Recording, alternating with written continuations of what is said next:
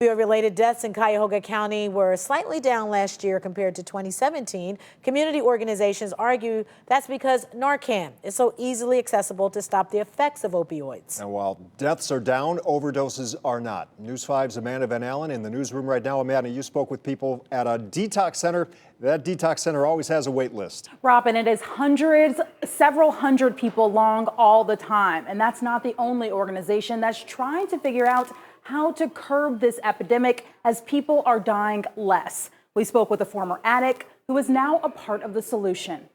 He was going down a destructive road. And when I picked heroin up, it destroyed about everything in my life really quick. David Pines finally got treatment and stayed sober for quite some time, even got his GED and bachelor's degree, and then relapsed again. He says he thinks he likely OD'd 11 times. Back then when I did, Narcan wasn't even available. You know, sometimes I truly just visualize like God putting his hand in my heart and making it beat again. But he came out on top, and now he's helping others do the same.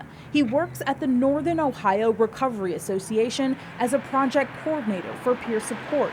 He teams up people in recovery and they help one another stay sober. There are boundaries, there are ethics and boundaries where you cannot basically call your counselor at 8 o'clock at night, but you can call the peer support specialist anytime at night, 24/7. Programs like these are vital to battling the opioid epidemic, especially now when opioid-related deaths are down. In 2017, more than 500 people lost their battles with addiction. In 2018, that number dropped by 100 people. And last year, it went back up to 480 people. So while it may not be significant, less people are dying from drug overdoses. We are in this fight and we want to get people better and treat their addiction and, be an advocate for them. Jacqueline Zarbak is the assistant nursing director at Stella Maris, a detox and treatment center in Cleveland.